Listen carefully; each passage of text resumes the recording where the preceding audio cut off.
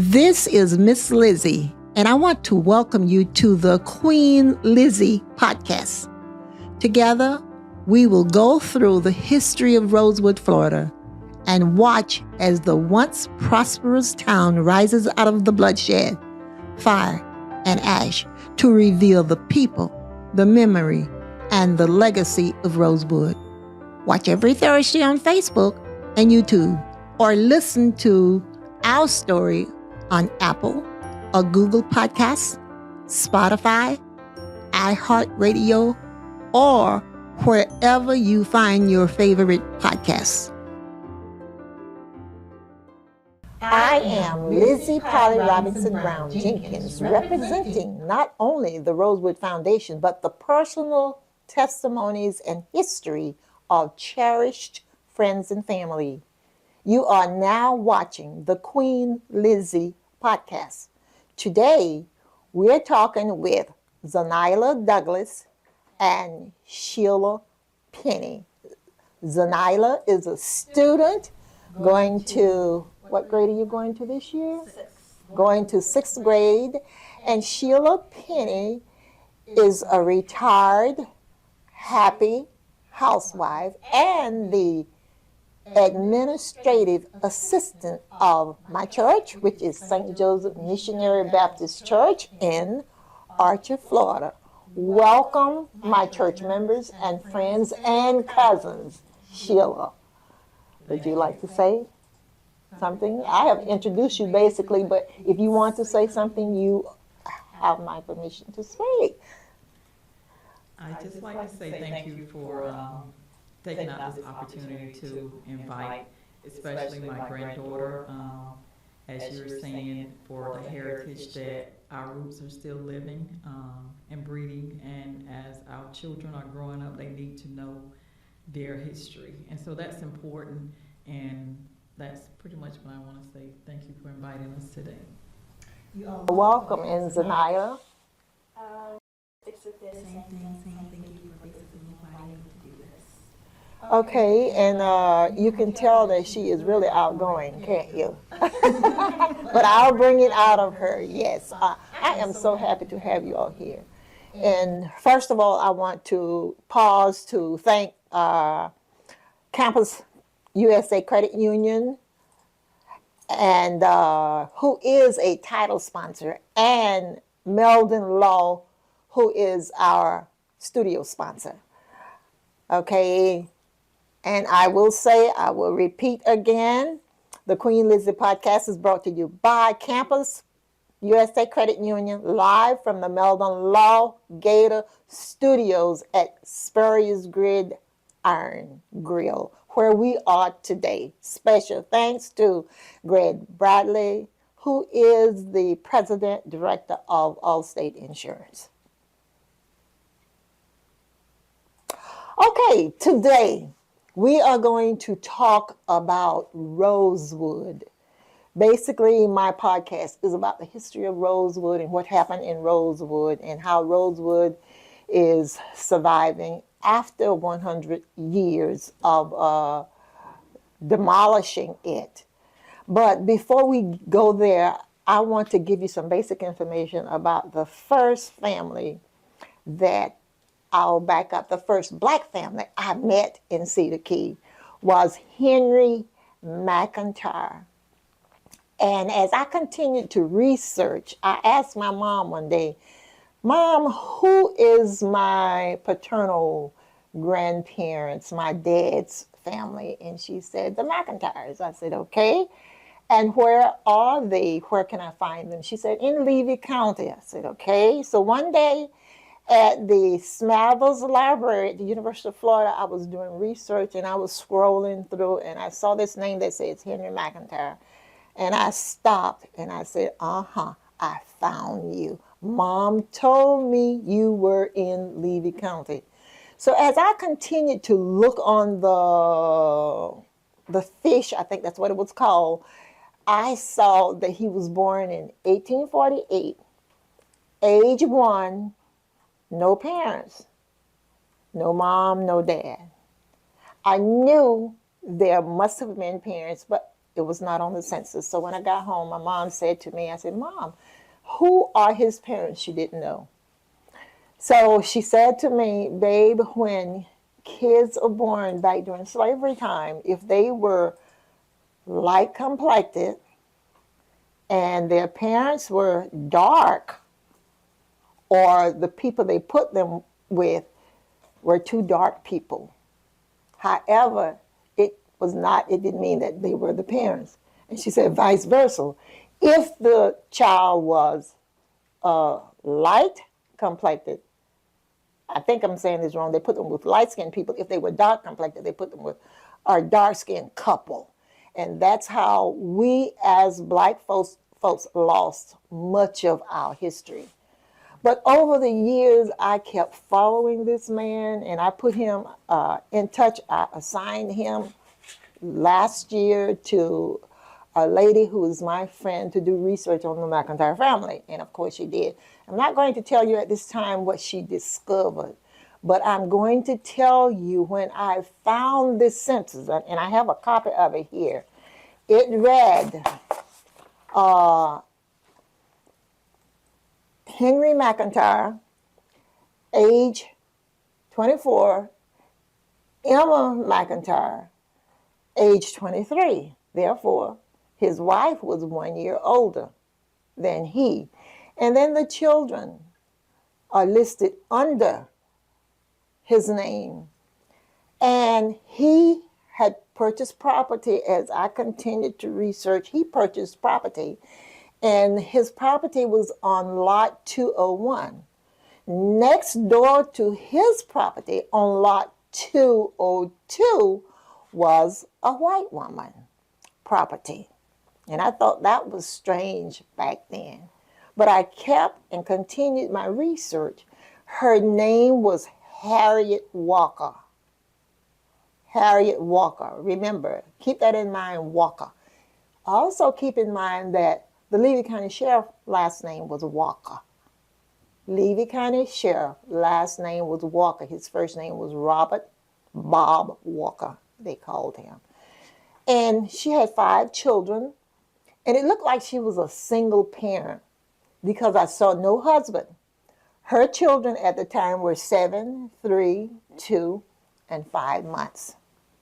The youngest child was John, no last name.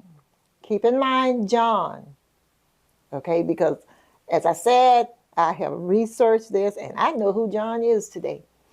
But anyway, as I continued to do my research, I also discovered that back to my great-great-grandfather, and by the way, I am a 5th generation. Sheila is a 7th generation of the McIntyre, and Zinayla is an 8th generation. So we are all generations of the McIntyres. The person I'm talking about is blood to all of us. This is our McIntyre history. And as I said, as I continued to research Henry McIntyre, I discovered that in 1886, he owned property, 159 acres. He owned that property until one day, and I'm assuming the KKK or the good old boys called him in. He and his wife, Emma, sat them around a table with shotguns on the table and said to him, Henry, Yaza, don't you want to sell that property? Yaza. What else should he say? There were guns. He knew the situation. If he had not said yes, they probably would have killed both of them. So they said to him, put your X here. So he put his X there, and you can tell it was not his X on the final deed. It was a typewritten X. And I have a copy of the deeds. I have a copy of the typewritten X. And just like he earned that property, it was taken from him. And as I told you a couple of months ago, I assigned my friend to do some research. So she said to me one day, Lizzie, I said, yes. She said, are you sitting down? I said, of course. She said, not only did your great great grandfather, Henry McIntyre, own property in Levy County, she said, I am looking on the census as I speak. His son, Abner McIntyre, owned 80 acres in Chiefland. And she said, Chiefland is right down the street from, you knew about Rosewood, the property they own in Rosewood, but you never told me about Chiefland. I said, well, I never knew about it. She said, in Chiefland, your great-grandfather, today as we speak, is the owner of 80 acres. And she said, Highway 27 runs right through it. I said, wow. Am I going to try to take the property or get it back? No, because I don't want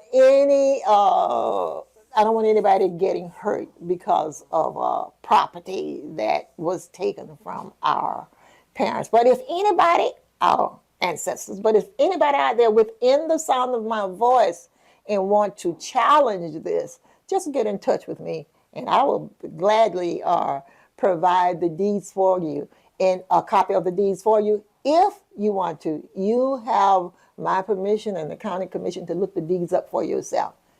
It was Henry McIntyre in 1896, and I still have those deeds, but I wanted you to know that. And as I said to you also, I wanted you to know about John. I'm going to make this quick. John was adopted, and as I continued to follow him, I found out that John Walker Wright, they changed his name to Wright, was the store owner in Rosewood. Being the store owner, I talked to the lady who was doing my research. She said, yes, Liz, she said, as I said to you earlier, I hope you're sitting down. She said, John Wright is related to you. And I said, how? She said, well, you know Henry McIntyre and his wife, Emma McIntyre. The young lady, which was a parent, her name was Dilla Love, was one of their parents. You know, when people get old, you bring them into the home. I said, yes. She said, I don't know if it was Emma's mother or Henry's mother, but she was somebody, one of those guys' mother, because she lived in the house with them. She found Dilla Love that I was never able to find. And she said, the reason I asked you if you were sitting down, she said, Dilla Love is also John Wright's mother. Okay, John Wright was a store merchant. People don't know this, but I knew for a fact the reason Sheriff Walker worked 96 hours straight, as my mom said, to save the black people, to keep them from getting killed, to the best of his being able to control the situation. I knew he had to be related. I knew he knew those people because of his work ethics to save them. And my mom said, he knew everybody. Now I know why she said he knew everybody. And his job was to save as many people. So John Wright and the sheriff, Bob Robert Walker, is my hero. He is our hero because he made sure he saved as many lives as he possibly could. That is the history of, some of the history of the McIntyre family legacy. Us, the McIntyres. Okay, so that's about time for our first half. We are going to head to a quick break, and we'll be right back after a word from our sponsors. Attention all Gator fans, Meldon Law is giving away a chance to experience the Florida-Georgia game like never before. 2-night stay at the Hilton on the River, dinner at Ruth Chris Steakhouse, 2 premium tickets to the game, and a football signed by Coach Billy Napier, and much more. Go to the Meldon Law Facebook page and look for the VIP experience for 2. Good luck and go Gators! I am Black History. I am Rosewood Black History. I am Florida and America's Black History, and you are too. January 1st, 1923, the KKK insurrectionists attacked Rosewood, killing 5, burning it down. Because a white woman lied and cried, a black man assaulted me. Rosewood redevelopment is on its way. Want to help? Visit rosewoodflorida.com. Welcome back to Queen Lizzie Podcast, recorded right here at Spurrier's Gridiron Grill in Coach Spurrier's own podcast room. We are here with Zinayla Douglas and Sheila Penny. And as I said earlier that Sheila Penny was happily retired, she is still employed at the VA hospital. Yes, she is. Veterans Administrative Affairs. Veterans Administrative Affairs. Okay. Did you hear administrative? And she's also the administrative assistant at our church. But anyway, Zinayla is our main guest today, and she is going to 6th grade, and she is a member of our church. And Zinayla, when you grow up or when you finish high school, have you thought about what you would like to do? Not really.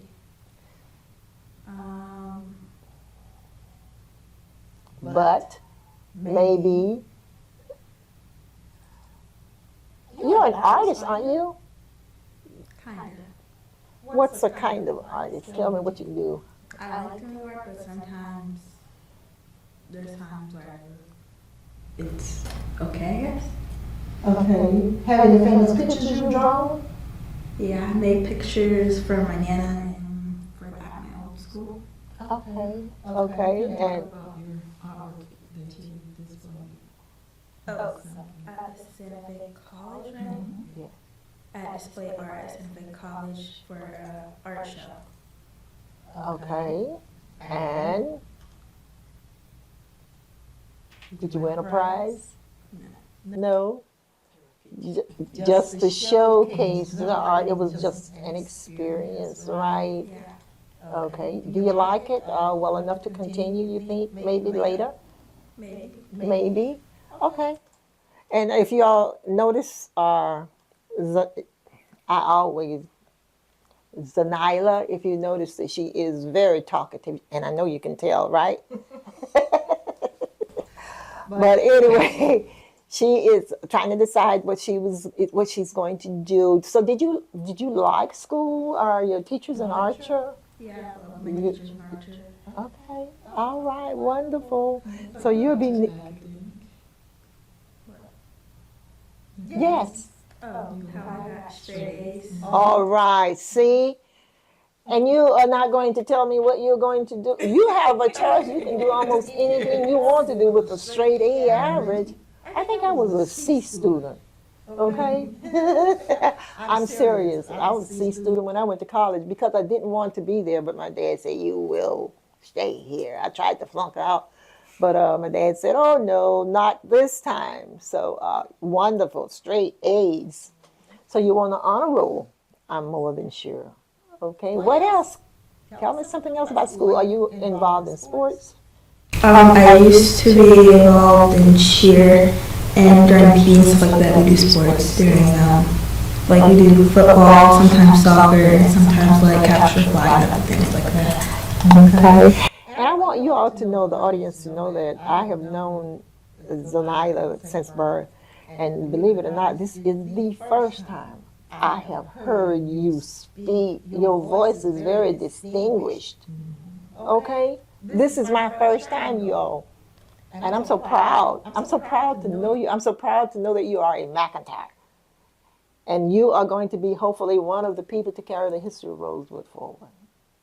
I appreciate you so much.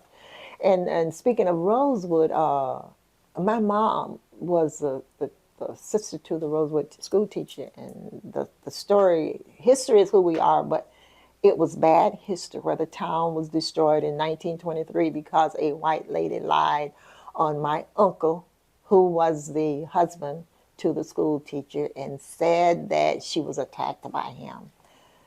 The town was burned down. However, my mom wanted people to know about the story of Rosewood and say, you better not ever forget it. Keep that story alive. Tell it. Tell the truth. Research, authenticate, document. Just tell the truth, baby. And that's what I have done until this day.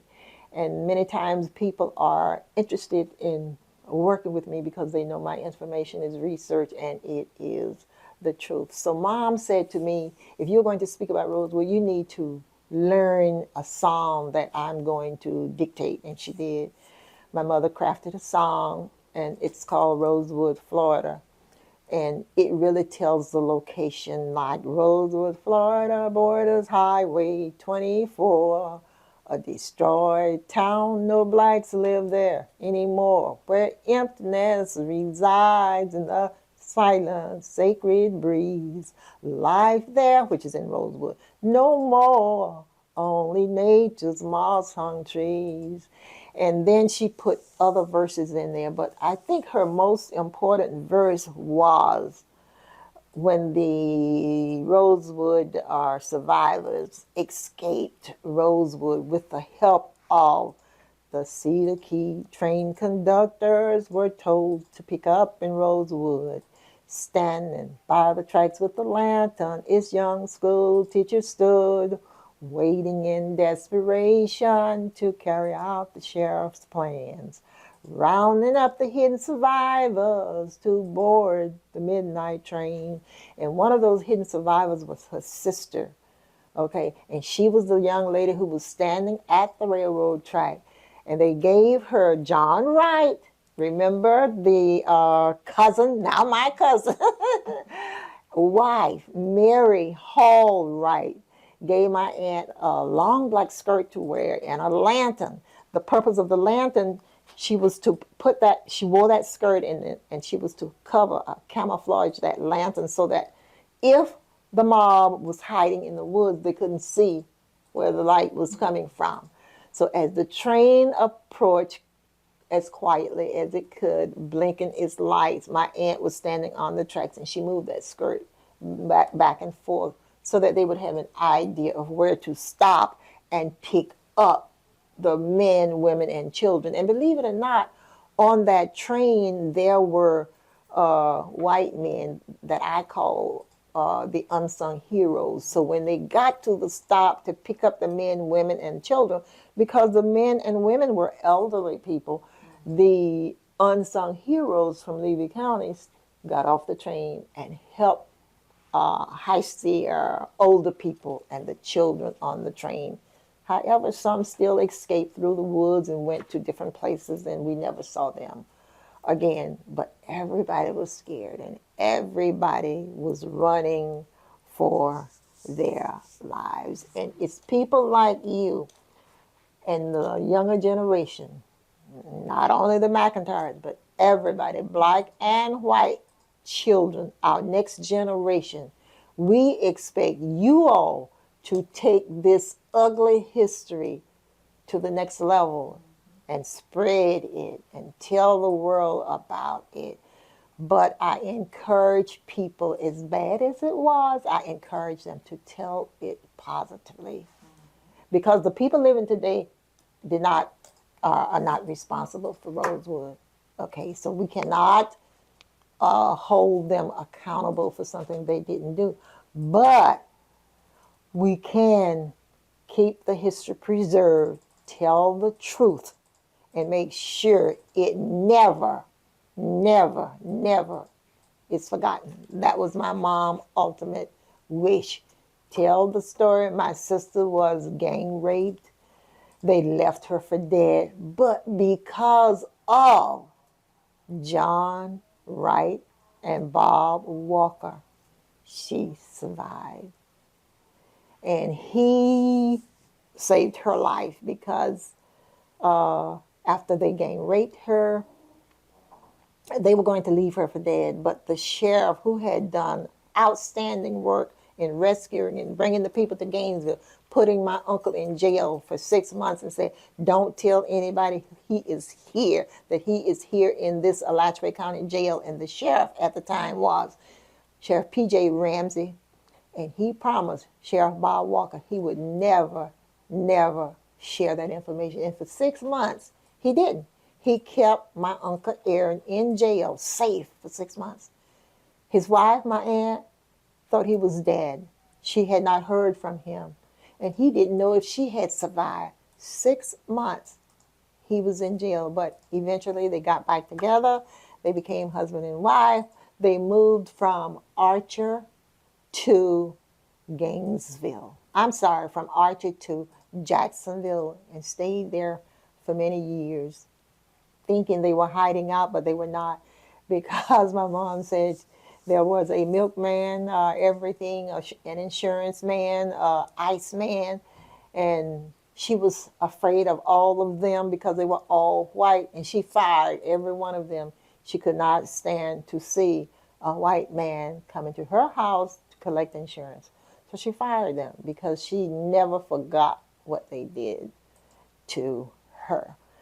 So you are going to hopefully be one of the people. I know you're hearing me very well. I know you're listening because you're smart. You're just not talking with me. Is there anything you would like to add to what I'm saying? What would you like to do as far as Rosewood is concerned?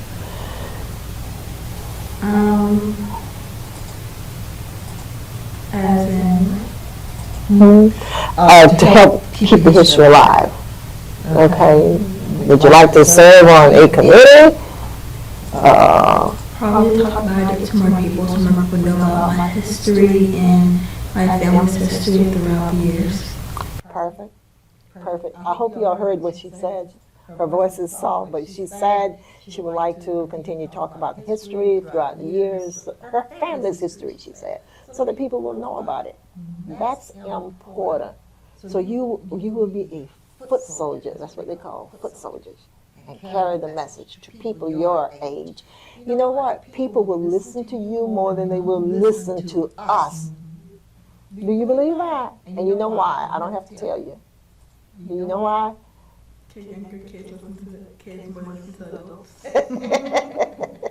Yes, yes, and you will make an impact on them.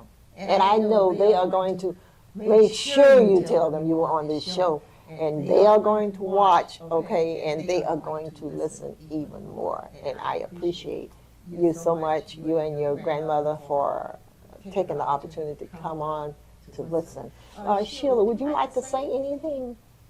No, I'm just, like I said, excited, for the opportunity that you thought enough to invite, to share, and, us being a part of this history. This is history in the making itself. With the next generation that is coming forward, they need to know, because we have already seen what is being done in Florida regarding the Black history. So it's important that no matter who you are, that you take time out to not only listen, but witness what is going on, to be partakers of it as well. Perfect. Perfect. And I have written a book called Lizzie's Rosewood Journey. I had planned to bring it in here and give it to you live, but I forgot. But I'm going to give you a copy from from the car. Take it home. And if you all out there would like to purchase a copy of my book, you can find it on Barnes and Nobles, and you can also find it on Amazon.com, and it's on other outlets also. But those are just two I was thinking about where you can find my book. Go to Rosewood. My website is rosewoodflorida.com. Go there, click on it. Not only can you purchase the book, you can also donate to the foundation, because we are in the process of moving the Rosewood house from Rosewood to Archer. The house was donated to us in February of 2021, and we are excited, okay, to get this information out. Okay. I am continuously humbled, honored, and blessed to meet people daily and invite them to join in peace building, healing, and reconciliation through learning about the history of Rosewood. That will wrap up today's episode. I am Queen Lizzie. Until next time, goodbye to you.